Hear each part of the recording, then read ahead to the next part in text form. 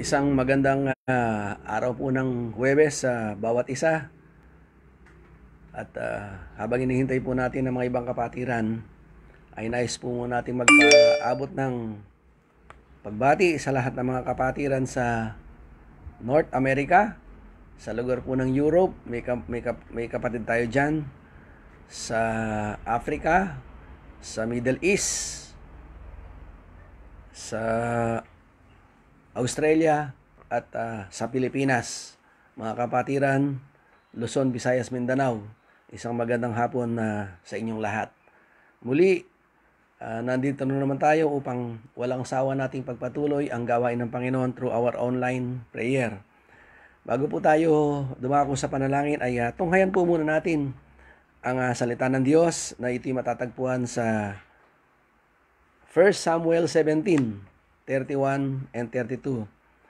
Ito po yung the tussle between David and Goliath. Ito po yung pagbubuno. Ito yung away, fight between David and Goliath. At pakinggan po natin ang magandang mensahe dito. Nakarating kay Saul ang mga sinabi ni David at ipinatawag niya ito. Kaya pagdating niya kay Saul, ito yung sinabi ni David, hindi po tayo dapat masiraan ng loob dahil lang sa Pilisteong iyon. Ako po ang lalaban sa kanya. Manalangin muna tayo. Panginoon, namin pong idinudulog itong gawain na ito na tunay na kayo ang siyang tunay na magturo sa amin. Open our spirit upang meron kaming mga masilip na katotohanan na siyang magpapatibay sa aming pananampalataya. Patnubayan mo, Diyos, ang mga lilipas na sandali upang kaming lahat ay walang sawang makinig. In Jesus' name we pray. Amen. So, anong sabi dito? Hindi po tayo dapat matakot o masiraan ng loob, sabi ni David kay Haring Saul. Ako po ang lalaban sa kanya. Sa pagkakataong yon, si David, siya po ay nakatanggap ng criticism o pangungutya galing sa kanyang mismong pamilya. Na ano bang ginagawa mo dyan? Wala kang pakialam dyan. Umalis ka nga dito. Asan yung dala mong pagkain? Wala kang karapatan na mag-usyoso dito. Maging si Haring Saul, the most powerful and influential man in the entire nation. Na ito po ang sabi ni Saul, hindi mo kaya ang Pilisteong yun. Batang-bata ka pa. Samantalang siya'y isang mahusay na mandirigma mula pa sa kanyang kabataan. So ito po ang sinabi ni Haring Saul. Batang-bata ka pa, hindi mo kaya yung Pilisteong yun. You're just a youth. Isa ka palang bata and he is a man of war. At ang sabi niya, you don't stand a chance. Sa Tagalog, wala kang kapag-asa dyan. Wala kang panama sa higanting yan. Siya ay 9-footer, samantalang ikaw ay 4 feet lamang. So, wala kang panama. Hindi ka ubra. Hindi ka mananalo. Parang Pacquiao at saka Spence or Ugas na ngayon. Malaki ang diferensya. Kung sa atin dumating ang mga bagay na ganon, huwag ka nang dumalo dyan. Huwag ka nang magpakahirap dyan. Magtrabaho ka lang, mag-overtime ka na lamang, wala ka namang pakinabang dyan. Paano tayo subagot sa mga ganong klaseng criticisms? Pero, nung sinabi ni Haring Saul, yung pangungutya kay David, sumagot si David ng ganito. Idinugtong pa ni David, iniligtas ako ni Yahweh mula sa mga mababangis na leon at mga oso. Ililigtas din niya ako sa kamay ng Pilisteong yon. So nag-justify siya, ipinagtanggol niya ang kanyang karapatan. Pero ayaw ni Haring Saul, batang-bata ka pa, ang kalaban mo ay is a man of war. Pero tingnan natin kung anong nangyari sa hari. Pagkatapos niyang i-criticize, pagkatapos niyang laitin si David, ang sabi niya dito, kaya't sinabi ni Saul, si Haring Saul, kung gayon, labanan mo siya at sasamahan ka nawa ni Yahweh. Sa isang banda, Ayaw na ayaw ni Haring Saul. Bata ka pa, wala kang pag-asa, wala kang panama. All of a sudden, bakit biglang bumaligtad ng sitwasyon? Kung gayon, labanan mo siya at sasamahan ka ni Yahweh.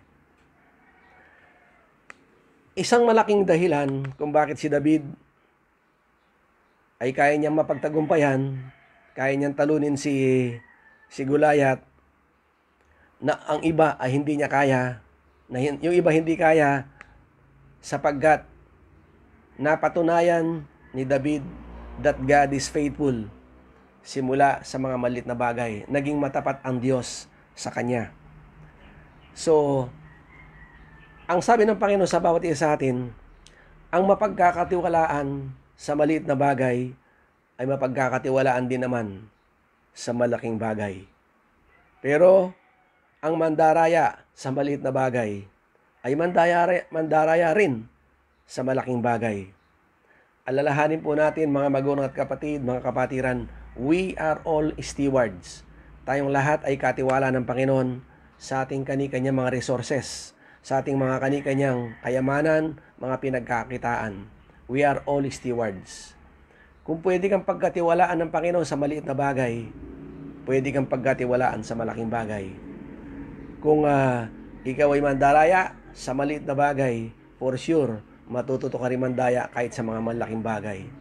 So, isipin natin, mga katiwala lang tayo ng Panginoon sa lahat ng ating mga resources. In other words, if you are not faithful in small things, you won't be entrusted with the great things. Kung hindi ka matapat simula sa maliit na bagay, hindi ka rin pwedeng pagkatiwalaan ng Diyos sa mga dakila at malalaking bagay. So, in this regard, we should learn the growth process. Sa ganitong pagkakataon, dapat matuto tayong lumago sa proseso ng paglago. Your faith has to grow and increase in use. Dapat ang pananampalataya natin ay lumago at lumawak sa paggamit para sa ating Panginoon. You do not go, hindi ka naman pwedeng pupunta from 0 to 1,000 miles per hour in the Spirit instantly. Lalong-lalo na kapag bago ka, kasi simula mo pa lamang, hindi ka pwedeng tumakbo ng from 0 up to 1,000 miles per hour sa ating espiritu. Pero sa ating mga matatanda na sa Panginoon, dapat from 0, by this time, tumatakbo na tayo ng 100 miles, 120 miles per hour upang patuloy na magamit tayo ng Panginoon. We need to grow in faith upang ikaw at ako ay magamit ng ating Panginoon. Sapagkat the kingdom of heaven works like a seed. Ito ay naihalin tulad lamang sa isang binhi. Hindi ka naman pwedeng magtanim ng mais, instantly, boom! Pagkatapos ay antimano malaki na. Maliwanag na sinasabi, in God's principle or in the nature, ang lupa ay nagpapasibol at nagpapabunga sa mga pananim. Usbong muna ang lumilitaw o yung the blade, saka ang tangkay, the ear, pagkatapos may hitik na ito ng butil o ng bunga. This is God's principle. Matuto tayong pagtiwalaan ng ating Panginoon simula sa maliit na bagay, and then progress, and then increase follows. Minsan, iniisip natin ang mga bagay na insignificant matters. Parang iniisip natin hindi mahalaga. Isipin natin, the battle between David and Goliath did not happen the way some people think or imagine. Parang ang labanan na ito hindi nangyari sa pamagitan ng pag-iisip natin. Paano mangyayari yan? Paano tatalunin ni David itong si Goliath? Napakalaking tao, at titirisin lamang yan. So iniisip nila, paano mananalo? Alalahanin po natin, David did not just go there. Hindi lang siya basta lumabas, pumunta doon sa harapan ni Goliath, and all of a sudden, the spirit of faith ay biglang lumakas, tumaas, at pagkatapos, at saka na lamang niya tinirador itong si higanting Goliath. Hindi naman ganon, basta Antimano, instant yung kanyang espiritu ay tumaas ang pananampalataya, kaya niya nagawa yon. No. David has been seeking God. Si David ay patuloy niyang nilapitan at pinanawagan sa ating Panginoon. Kung ating maalala, in the Old Testament, si David, sa tuwing siya ay may laban, hindi naman siya sumusugod kaagad. Nagpapatawag siya ng propeta at nagpapakonsulta, propeta, itanong nga ninyo sa Panginoon kung kami ay lulusob, kami ba ay magtatagumpay. Ibibigay pa ng Panginoon sa amin ng panalo. So palaging nagko-consult si David sa mga propeta, sa Diyos kung mananalo. So naniniwala ako, bago lumaban, si David ay talagang lumapit muna sa Panginoon upang hanapin. Sapagkat ito yung experience ni David kung paano patayin yung mga leon at saka yung mga bear, mga oso. Inahabol ko po ito at inaagaw ang tupa. Kapag hinarap ako ng leon o ng oso, hinahawakan ko ito sa panga at pinapatay. So maaring ganito prayer niya, Panginoon, nakita mo naman kung paano ko nagtagumpay sa ilalim ng iyong biyaya. Pagka merong gustong manggulo sa mga alaga kong mga tupa, talaga namang hinaharap ko, walang takot yung mga leon. Alam natin ang leon talagang napakatapang yan, at saka mga oso. Pero pinapatay lamang yung sa panga, talagang inihiwa niyang ganyan at pinapatay. Walang takot. So ito yung mga karanasan niya, ito yung mga prayer niya, Panginoon. Napatunayan ko na marami ng mga karanasan na simula sa malaking bagay hanggang sa malaking bagay na ako'y sinamahan mo. Kung titingnan po natin basically, sabi ng pagre-research, David has a very small responsibility in tending herd of sheep. Hindi naman sobrang dami ng mga alaga ni David, kakaunti lamang. Hindi extraordinary ang bilang ng mga, hindi siguro mga libo-libo, mga daan-daan o mga tens lang ang mga, siguro mga binabantay niya, konti lang siguro yung mga binabantay niya. Para mga walang halaga. Subalit, but David found to be faithful. Kahit na sa maliit na bagay, ay pwedeng pagkatiwalaan. Itong si David, naging matapat siya, binantayan ang kakaunting alaga niya ng mga tupa. At halos minsan ibinibigay na niya kanyang buong buhay para lamang ipagtanggol ang kanyang mga tupa. So, we start working with God in small ways, in small matters. Tayong lahat ay nagsimula sa maliit na bagay hanggang ang Diyos ay dumating ang promotion. Naalala ko nung ako ay bago makakilala sa Panginoon, sa church, natuto kaming magwalis, mga kabataan, magligpit, mag-ayos ng mga upuan. At actually, sa Saudi, natuto kaming dahil carpet ang flooring, ay natuto kaming mag-vacuum. At dahil mayroon libreng lunch kapag may gawain, naguhugas kami ng plato, nagliligpit ng plato, naglilinis ng lahat ng area. Hanggang sa dumating ang promotion.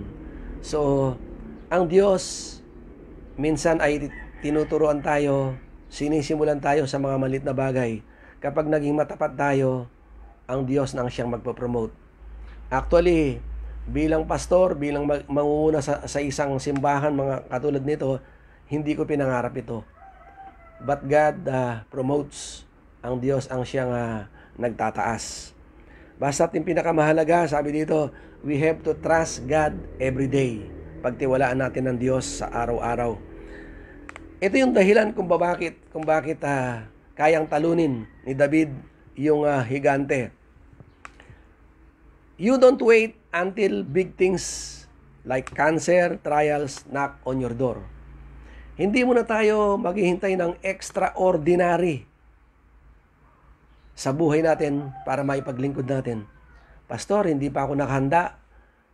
Kulang pa yung aking kakayahan.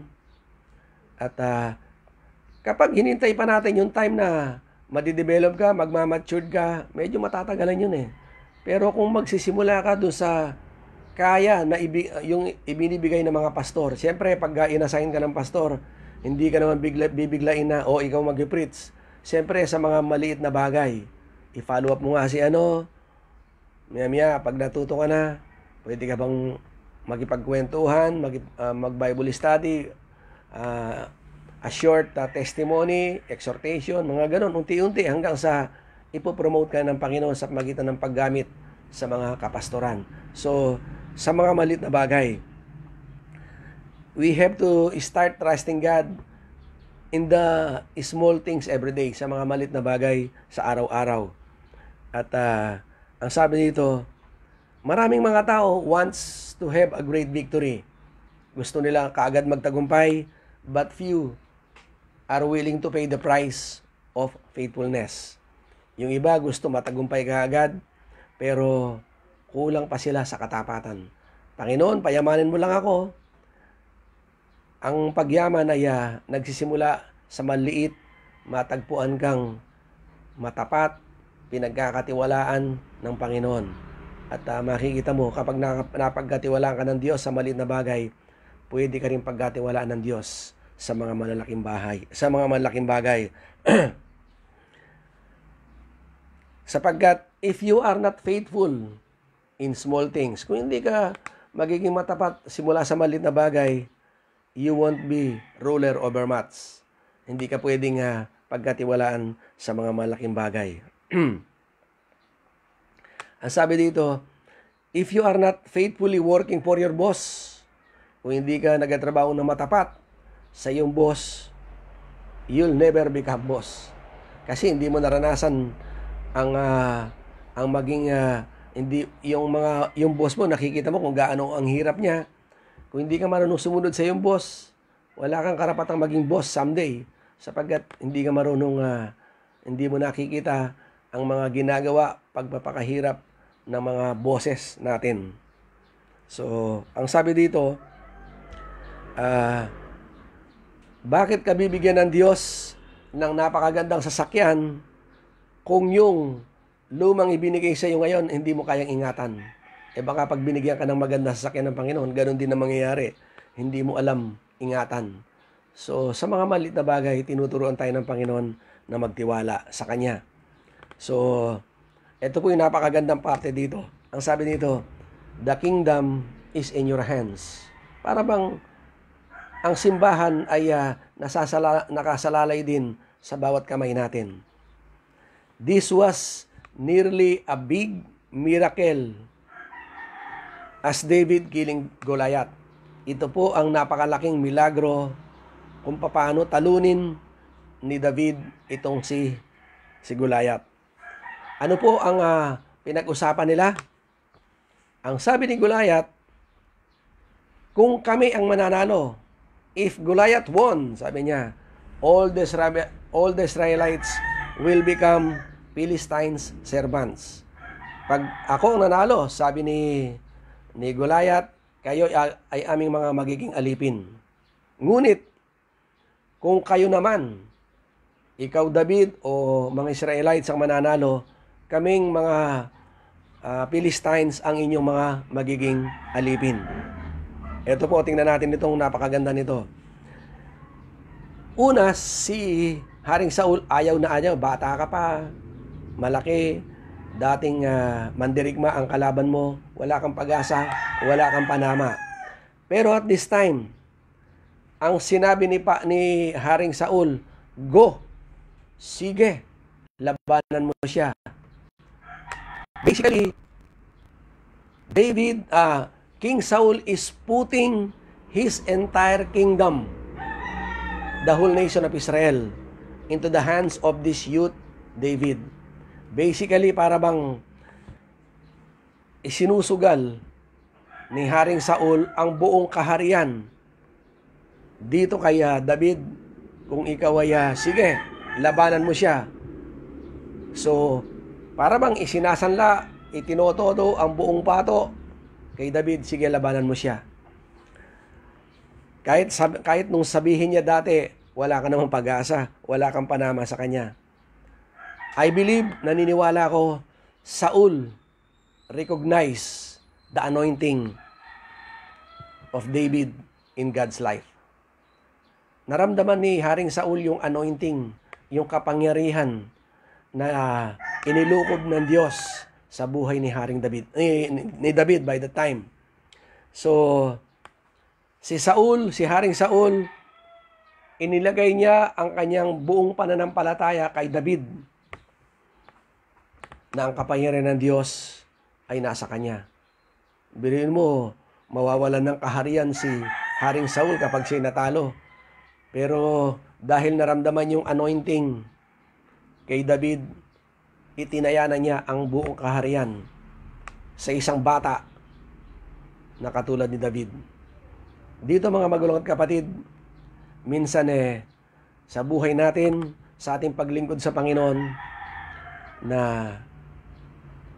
minsan nakakailangan ng financial and church at iniisip mo, Panginoon, ito na lamang aking pera, merong nangangailangan. Am I willing na ibigay ko ang kokonting halagang ito? Dito po, nababase ang ating pananampalataya. So, si Haring Saul, naramdaman niya yung anointing kay David. Kaya, ipinagkatiwala niya yung buong kaharian para sa kanya. Tayo, ito rin inihingi ng Panginoon sa atin. Huwag tayong magdalawang isip kapag ang gawain ng Diyos ay nangangailangan.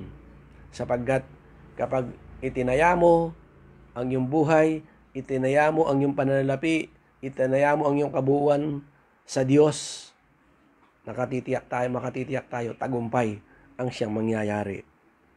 So, ang sabi dito, maniwala ka lamang sa mga sinasabi ng man and women of God.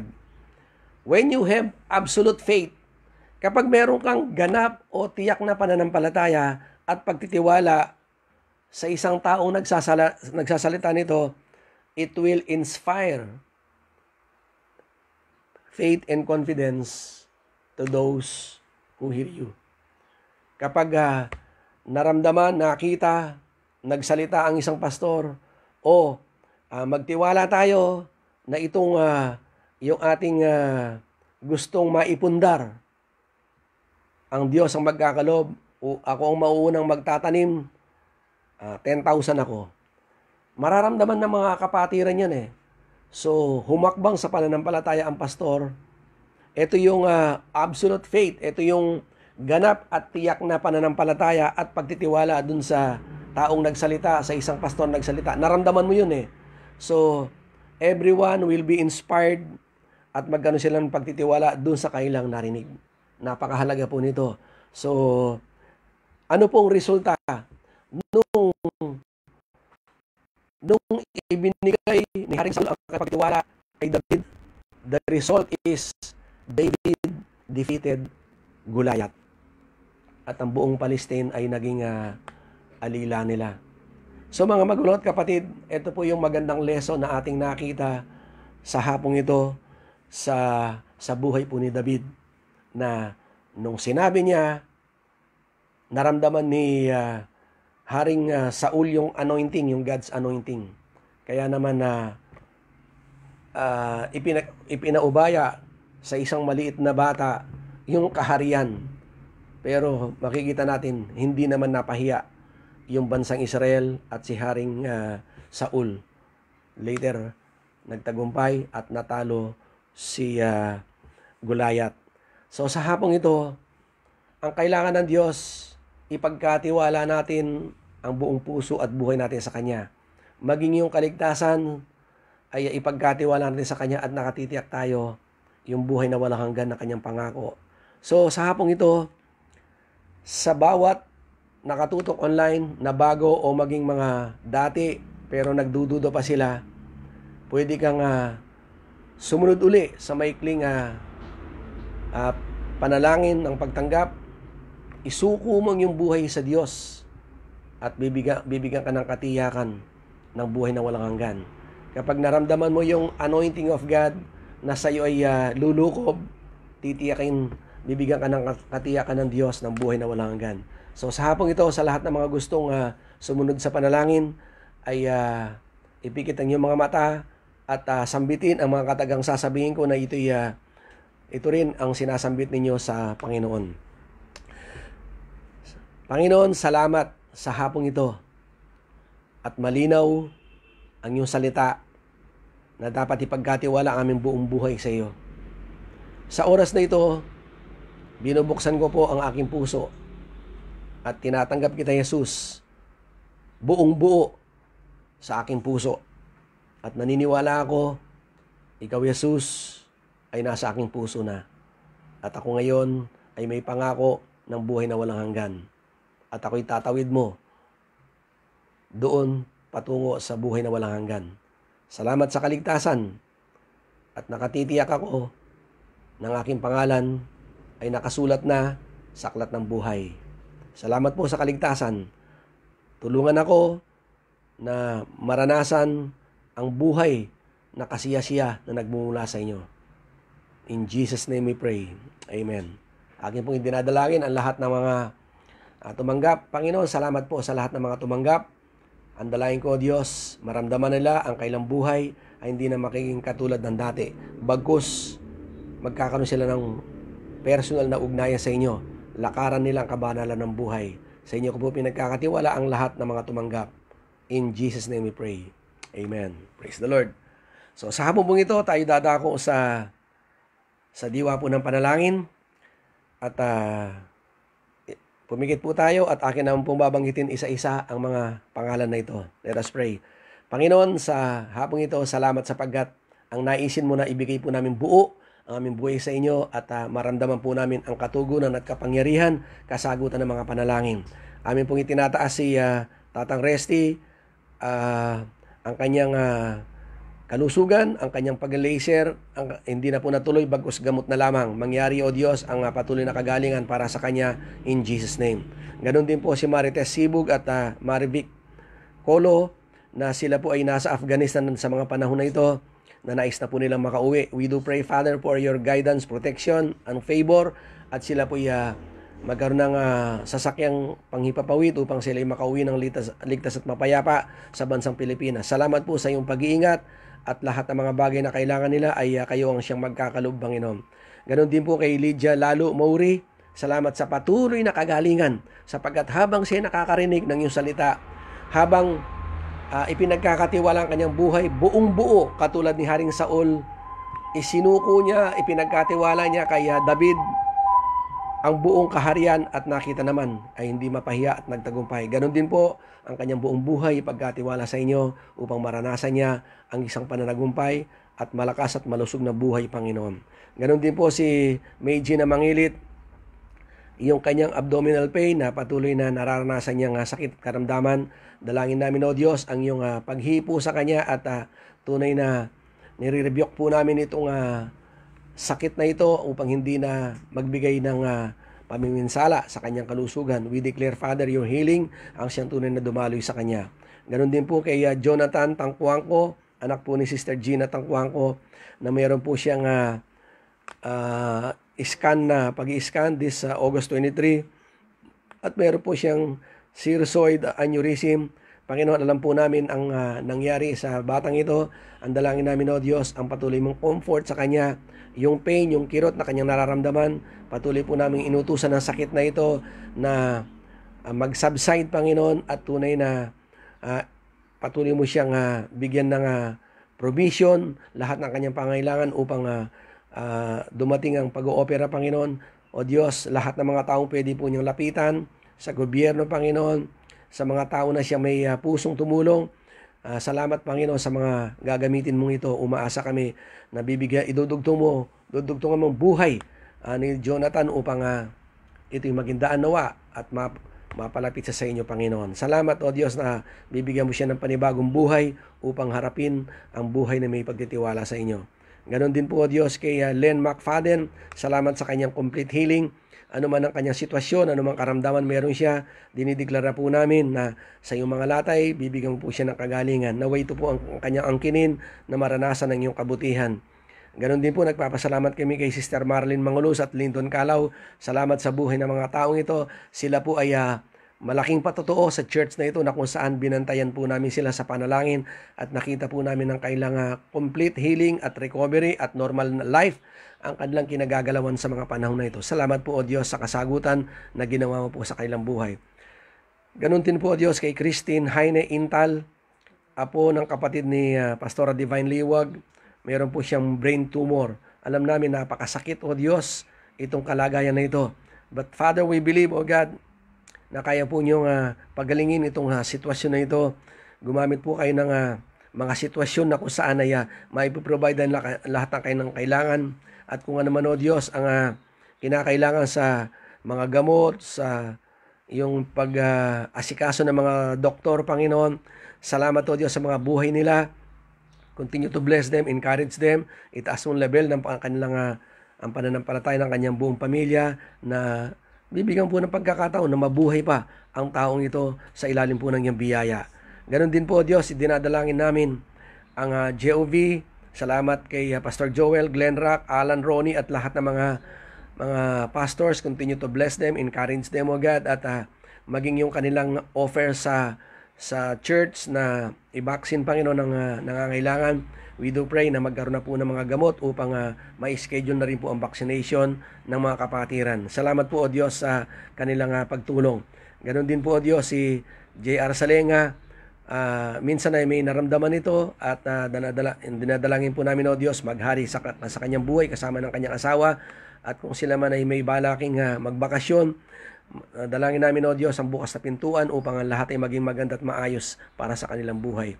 Ganon din po si Jesiel Kabubos. Patuloy po namin dinadalangin ng kanyang napipintong minor operation. We pray, Father, na tunay na madala po siya sa isang doktor na talagang mabibigyan po siya ng karampatang tamang operasyon at kayo ang magkalob ng kailang pananalapi, Panginoon. Salamat sa iyong kabutihan at sa iyong kadakilaan. Continue to bless ito mong kapatid namin ito at ang buong pamilya ay magtiwala sila at manampalataya na itatawid po ninyo ang buhay ng kanilang anak na si Jesiel, Panginoon.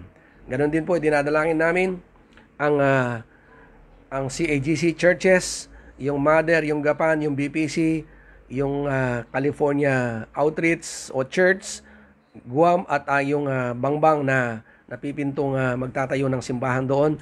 O Diyos, patuloy mong pagbuklarin ng iisang pananampalataya ang bawat membro nito at ang lahat ng mga leaders na ginagamit mo, ang bawat membro na tunay na maging matapat sila, O Diyos, sa pagdalo, paggamit sa mga simbahan na nakatalagang ito, Panginoon. Maging ang mga leaders, mga kapastoran na siyang nangunguna, more wisdom, knowledge, unity, love, and cooperation ang siyang tunay na magawa po namin. Yung mga plano na amin pong pinagpe-pray, yung vision ng church na magkaroon ng commercial, mga kabahayan at yung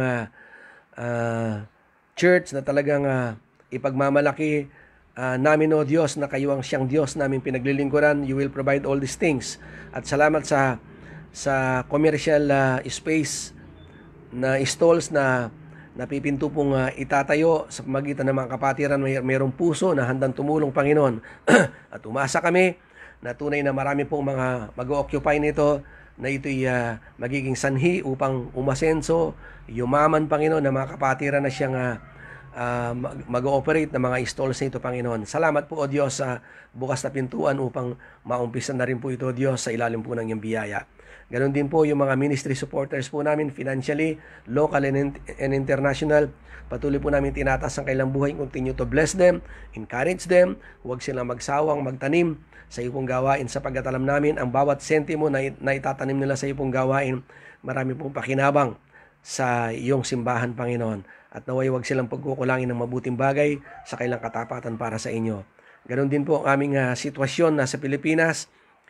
Meron ng COVID, meron ng Delta, meron pang Lambda. Alam namin, O Diyos, kontrolado po ninyo ang lahat ng mga sakit na ito. At kami lamang ay magtiwala at manampalataya. You will guide and protect everyone habang itong sitwasyon na ito nangyayari. Maaring tinuturuan mo kami upang lalo pa kaming umasa, magtiwala at manampalataya sa inyo na kaming lahat ay iingatan mo sa mga sitwasyon na ito. Hindi pagkukulangin ng mabuting bagay, i-bless mo ang lahat ng iyong mga anak, ang kailang buhay, ang kailang hanap buhay, ang kailang mga pinagkakitaan, Panginoon, ay tunay na managana.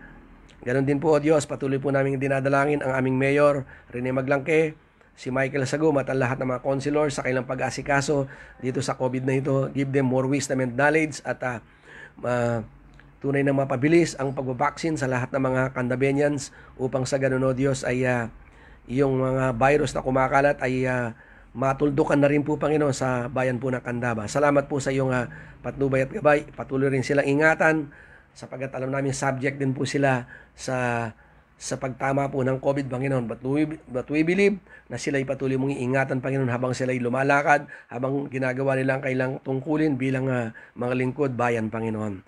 Ganon din po ang Pampanga, patuloy po namin dinadalangin.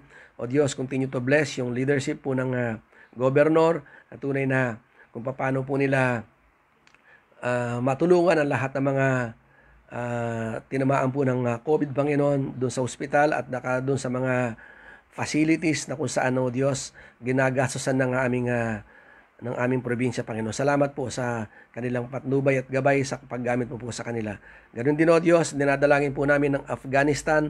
Marami po mga Christian believers doon. Continue to guide and protect, Panginoon, at tunay na itong pangyayaring ito, sila man ay pinagharian ng mga Taliban, Panginoon. But we believe, O God, you will protect every citizen, yung mga Kristiyano, Panginoon, at tunay na magkaroon ng kapayapaan at maging maganda at maayos, O Diyos, ang sitwasyon nito. Salamat po, O Diyos, sa iyong kabutihan. Maging yung mga prayer request ng mga kapatiran, unspoken prayer request, hindi man ito nabanggit, subalit nagdideklara ko, Panginoon, abutin ang bawat pangailangan nila at makatiyak sila habang sila nakatutok online, magtiwala sila at manampalataya, i-declare nila, ipinagkakatiwala sa inyong lahat ang sitwasyon at alam namin, magtatagumpay sila sa lahat ng kailangan hinihiling sa inyo, Panginoon. O Diyos, sa kabuuan, selyuhan po ninyo mga panalangin na ito. We declare, O God, ng lahat ng mga naitaas po namin ay magkakaroon po ng kasagutan. At minsan pa, sa iyo ang papuri, pasalamat at pagsamba. In Jesus' name we pray. Amen. Salamat po sa lahat ng mga tumutok at this time. At sa ating final benediction, the grace of our Lord Jesus Christ and the love of God and the communion of the Holy Spirit be with you all. Because of Jesus, ang sabi sa wikang Tagalog, kayong lahat ay sukdulang pinagpala, lubhang itinangi at taimtim na minamahal ng Diyos.